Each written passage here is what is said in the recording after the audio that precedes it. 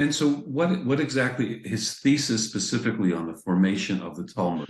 Corpus Okay, from Sinai that just went down the ages, and then at some point it was written down, compiled, and put together in writing? yes, let me tell you, he has a process of formation which is very clearly defined. His idea was the following: that the first of all, he is the one who believes that everything is from Sinai.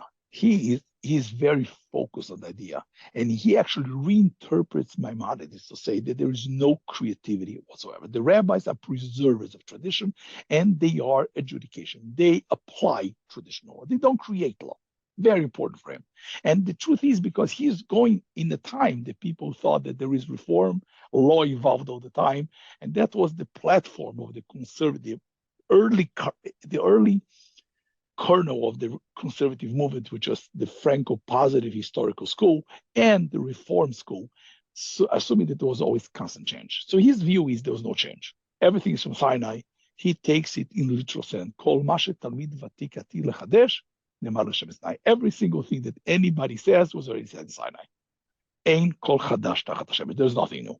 So the rabbis were preservers of tradition, and they went ahead and they were interpreters of tradition. They were trying to interpret the laws that were given and application, adjudication, application, that law. That's it. That's what they did.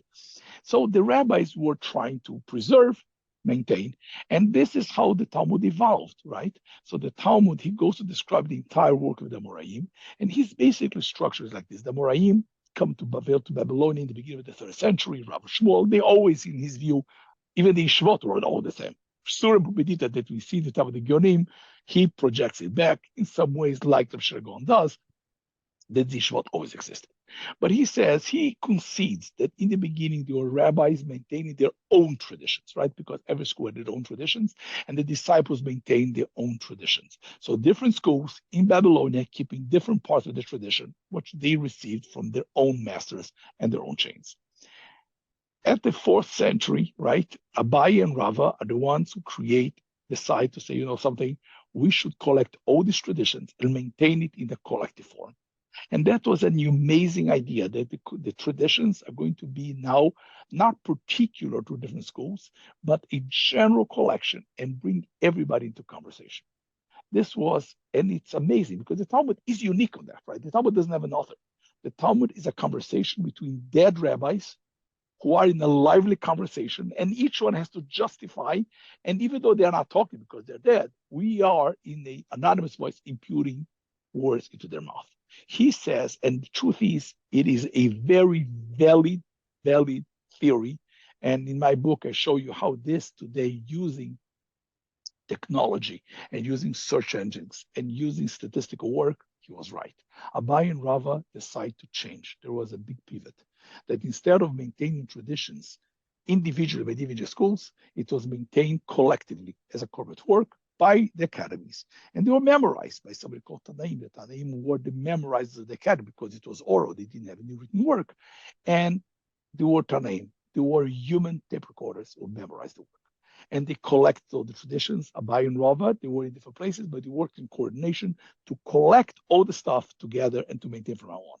So now the tradition, the preservation is the same, nothing changed. But instead of preserving each one individually, and they would just check in balances once a year, to study together. So in other words, I was supposed to be responsible not for my master's traditions, but for every other master's traditions, bring into conversation to see who was right, who was wrong.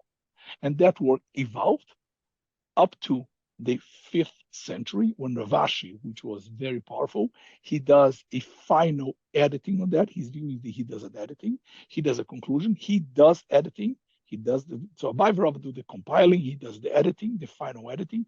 And he has a yeshiva. He has a special council. And his idea is called the Beit Avad, that he made some kind of a global conclave of rabbis who decided to clean up the Talmud, edit the Talmud, and finalize. And in his view, the Talmud gets finalized, terminated, finished in the beginning of the 5th century. And it can't change anymore.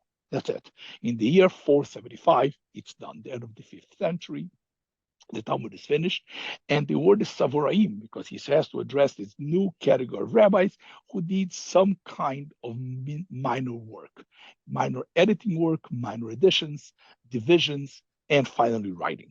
So the Savraim for the next up to the year 589, from 475 to the year 589, give or take, they go ahead and they do minor editing, minor additions, organizing into chapters, into different sugyot, and they committed to writing. And the 589 is the beginning of the Golden era, and that's it. The Talmud is done, it's finished. So his view, the Talmud worked as a planned process done by people, very much into the Orthodox view, right? It's all maintenance of traditions, right? It's nothing new, but the maintenance of traditions goes from individual schools to a process of collective work, to a process of editing, canonizing, turning to a book, and the finalization and the full canonization and the crystallization of the Talmud by the time of Rav Ashi, with minor editing and writing at the year 589. Very clean structure.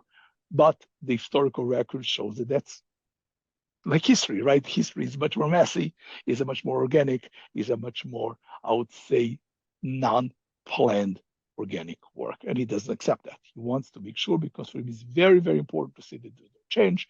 And this decision was made deliberately by a congress of rabbis. They got all the top rabbis and they decided, very similar to his political body, right? He says that all Jewish law and all Jewish approaches has to be done by a committed political body organizing all the rabbis together, the Aguda. So he thought there was a process of the Aguda at that time.